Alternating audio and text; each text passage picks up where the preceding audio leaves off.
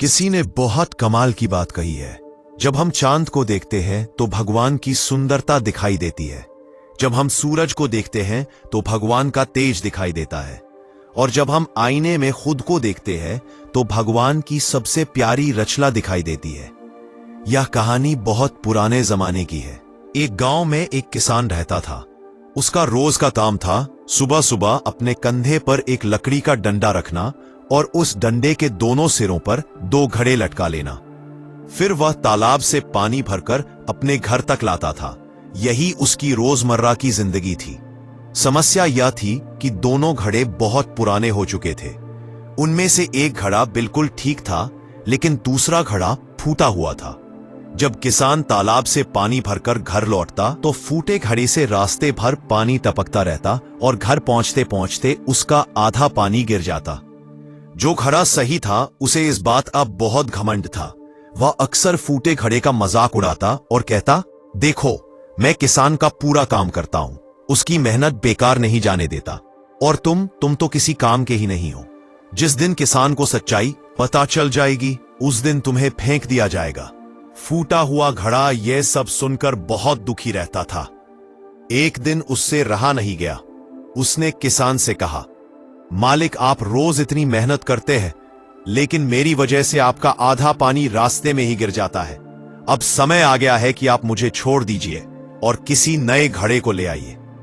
किसान मुस्कुराया और बोला, ठीक है, कल सुबह जब हम फिर तालाब से पानी भरकर लौटेंगे तो रास्ते में एक चीज ध्यान से देखना, उसके बाद हम बात करेंगे। अगली सुबह किसान फिर वही काम करने निकला। उसने डंडे पर दोनों घड़े लटकाए, तालाब से पानी भरा और घर की ओर चल पड़ा। लौटते समय रास्ते में रंग बिरंगे फूल खिले हुए थे। उन्हें देखकर किसान का मन खुश हो गया और उसकी उदासी कुछ देर के लिए दूर हो गई। घर पहुंचकर किसान ने फूटे घड़े से पूछा, कैसे लगे रास्ते के फूल? अच्छे लगे ना? फूटा घड़ा बोला, हां मालिक, आज रास्ता बहुत सुंदर लग रहा था, लेकिन फिर भी मैं तो पानी गिरा ही देता हूं। तब किसान ने प्यार से कहा, तुम्हें पता है ये सारे फूल तुम्हारी ही वजह से खिले हैं।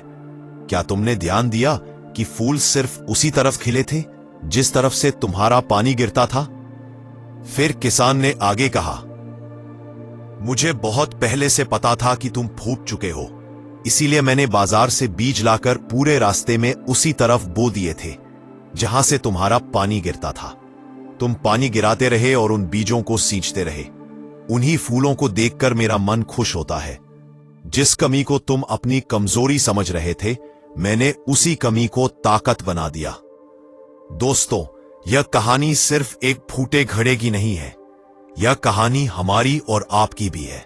इस दुनिया में कोई भी इंसान परफेक्ट नहीं होता। हर किसी में कुछ ना कुछ कमियां होती हैं, लेकिन अगर हम अपनी कमियों को पहचान कर उन पर सही तरीके से काम करें तो वही कमियां हमारी सबसे बड़ी ताकत बन सकती हैं। कहानी सुनने के लिए आपका बहुत बहुत बहुत धन्यवाद। अगर आपको यह कहानी अच्छी लगी हो तो वीडियो को लाइक करें और हमारी फैमिली का हिस्सा बनने के लिए चैनल को सब्सक्राइब जरूर करें।